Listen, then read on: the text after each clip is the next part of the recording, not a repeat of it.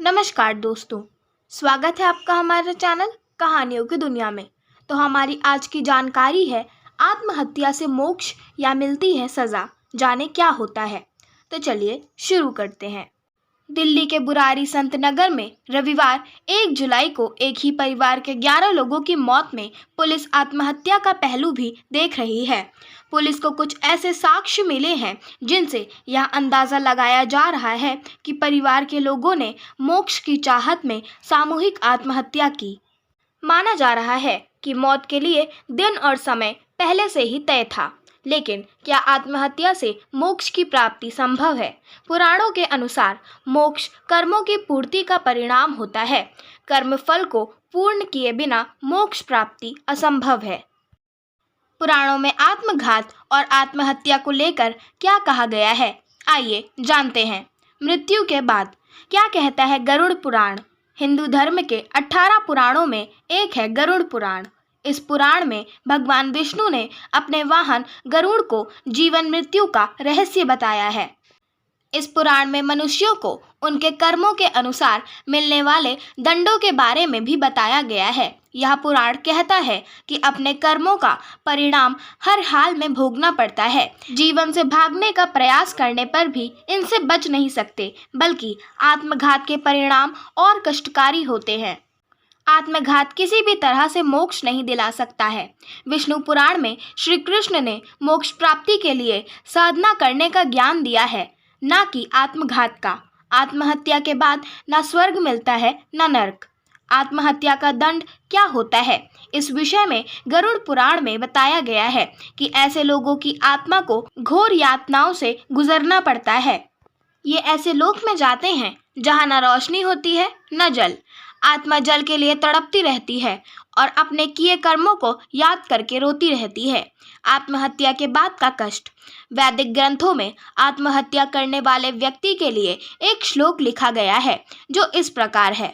असूर्या नामते लोका अंधेन तमसावृता तास्ते प्रेत्याभि गच्छन्ति ये के चात्महनो जनाः। इसका अर्थ है कि हत्या करने वाला मनुष्य अज्ञान और अंधकार से भरे सूर्य के प्रकाश से हीन असूर्य नामक लोक को जाते हैं। आत्महत्या से भी पीछा नहीं छोड़ती समस्याएं। धर्म ग्रंथों के अनुसार जिन समस्याओं से छुटकारा पाने के लिए व्यक्ति आत्महत्या करता है, उनका हल उसे जिंदा रहने पर तो मिल सकता है, लेकिन आत्महत्या करके अंतहीन कष्टों वाले जीवन की शुरुआत हो जाती है। इन्हें बार बार ईश्वर के बनाए नियम को तोड़ने का दंड भोगना पड़ता है। आत्महत्या के बाद मिलता है ऐसा जीवन।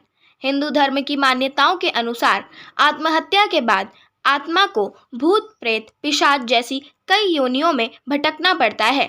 यदि आत्महत्या से पहले व्यक्ति की कोई इच्छा अधूरी रह गई हो तो उसकी पूर्ति के लिए उसे फिर से जन्म लेना होता है। इस बीच आत्मा को कई प्रकार के नरक से गुजरना पड़ता है, तब तक नहीं मिलती है आत्मा को मुक्ति। पुराणों के अनुसार जन्म और मृत्यु प्रकृति के द्वारा चलाया जाने वाला चक्र है, जिसे प्रकृति मनुष्य के कर्मों के आधार पर निर्धारित करती है।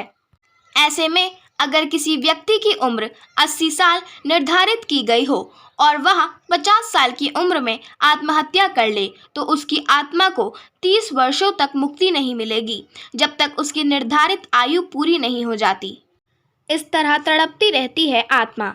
धार्मिक मान्यताएं हैं कि जो व्यक्ति आत्महत्या करता है उसकी आत्मा ना तो स्वर्ग जा सकती है, न नरक, और ना ही वह वापस अपने खोए हुए जीवन में आ सकती है। ऐसे में वह आत्मा अधर में लटक जाती है और अंधकार में भटकते हुए छटपटाहट भरा जीवन जीती है, तब तक जब तक कि उसकी असल उम्र पूरी नहीं हो जाती। दर दर भटकने को मजबूर। हिंदू धर्म में मान्यता है कि आत्महत्या करने के बाद जो जीवन होता है वह इस जीवन से ज़्यादा कष्टकारी होता है। आत्मा अधूरेपन की भावना के साथ दर दर भटकती है, क्योंकि आत्महत्या से उसका जीवन चक्र अधूरा रह जाता है। व्यक्ति की आत्मा को जब नया शरीर मिलता है तब फिर से उन कर्मों को भोगना पड़ता है जिससे भागकर उसने आत्मघात किया होता है। यानी कर्मों से भागकर कहीं नहीं जा सकते हैं। जो भी कर्म फल है उसको तो भोगना ही पड़ता है। आत्मघात से कर्मों से मुक्ति नहीं मिलती है बल्कि और भी कष्ट भोगना पड़ता है। आशा करती हूँ आपको हमारी आज की जानकारी पसंद आई होगी। अगर आपको हमारी आज की जानकारी पसंद आई हो तो चैनल को सब्सक्राइब करें, वीडियो को लाइक करें और बेल आइकन दबाना ना भूलें। धन्यवाद।